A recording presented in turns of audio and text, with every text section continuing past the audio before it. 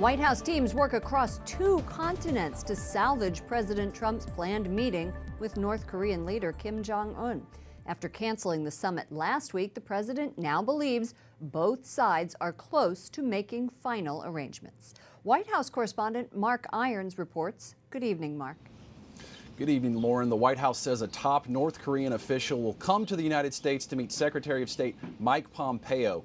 U.S. delegations are also on the Korean Peninsula and in Singapore, where this summit is expected to take place.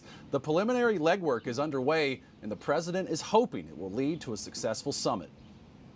Looks like it's going along very well. In a tweet today, President Trump writes, "We have put a great team together for our talks with North Korea. Meetings are currently taking place concerning summit and more."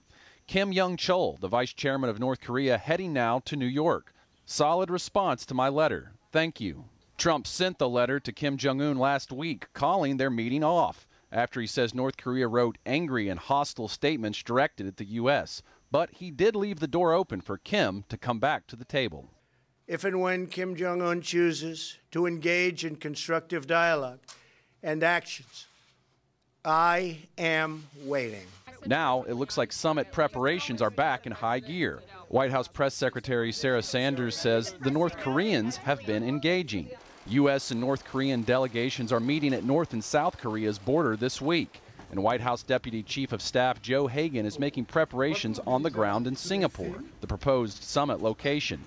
Over the weekend, the president sounded hopeful the summit will remain on schedule. So we're looking at June 12th in Singapore. That hasn't changed. And it's moving along pretty well. So we'll see what happens.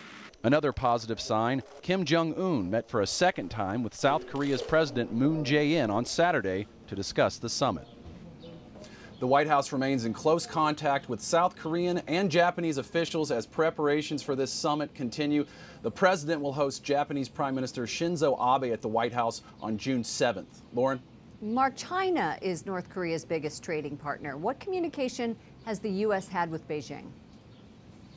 The president has said that China could be influencing Kim Jong-un leading up to this potential summit, but recent interactions between the U.S. and China have centered on trade. Today, the White House renewed its threat to place 25% tariffs on $50 billion of Chinese goods in retaliation for what it says are China's unfair trade practices. Lauren? White House correspondent Mark Irons, thank you.